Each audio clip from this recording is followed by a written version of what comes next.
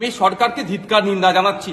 তিনি বছর দশেকের নাবালিকা টিউশন পড়ে বাড়ি ফিরছিলেন, তাকে যৌন নির্যাতন করে খুন করেছে অভিযোগ আসছে কুলতলি জয়নগর এলাকা থেকে। দুর্ভাগ্যের বিষয় আমাদের, যখন তিলোত্তমাকে নিয়ে সারা রাজ্য নয় সারা দেশ উত্তাল, সেই সময় রাজ্যে এ ধরনের ঘটনা কিভাবে ঘটে যাচ্ছে।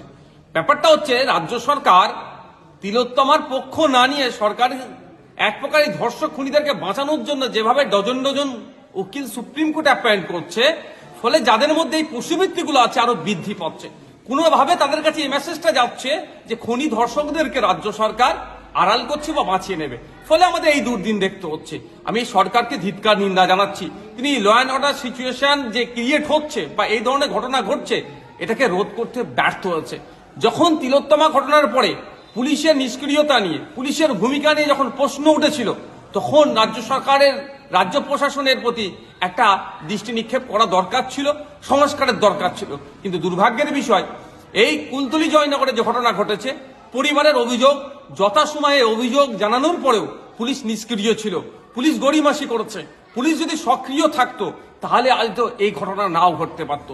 আমরা ভুলে যাচ্ছি না, যখন দলুয়া খাকিতে ওই ইনসিডেন্ট ঘটেছিল, বাড়িতে পুড়িয়ে আগুন লাগিয়ে দিয়েছিল একাধিক গাড়িতে, আমি তখন যেতে চাইছিলাম, তখন আমাদেরকে আটকানো হয়েছিল। রাস্তা পরিবর্তন করে অন্য রাস্তাতে গিয়েছি, পুলিশ প্রশাসন এসে আমাদেরকে আটকে দিয়েছে। পুলিশ সেই সময় যে সক্রিয়তা দেখিয়েছিল আমাদেরকে, এই আমার নাবালিকা বোনটার জন্য যদি, এই বছর দশেকের বোনটার জন্য যদি পুলিশ সক্রিয় হতো, তাহলে হয়তো এই দিন দেখতে হতো না। দুর্ভাগ্যের বিষয় যে পশ্চিমবাংলা সরকার এবং পশ্চিমবাংলা প্রশাসন ক্রমশ ফেল হচ্ছে, তারা আর দায়িত্ব নিতে পারছে না।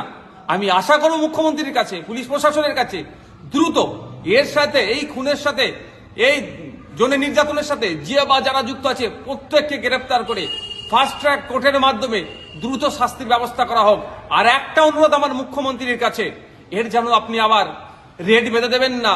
লাভ অ্যাফেয়ার, ও প্রেগনেন্ট ছিল, ওর এটা ছিল, এই বলে যেন আবার আমার এই নাবালিকা বোনটাকে দেখে দেবেন না। এই অনুরোধটাও রইল মুখ্যমন্ত্রীর কাছে, যথাযথ বিচার হোক, তার ব্যবস্থা করুন।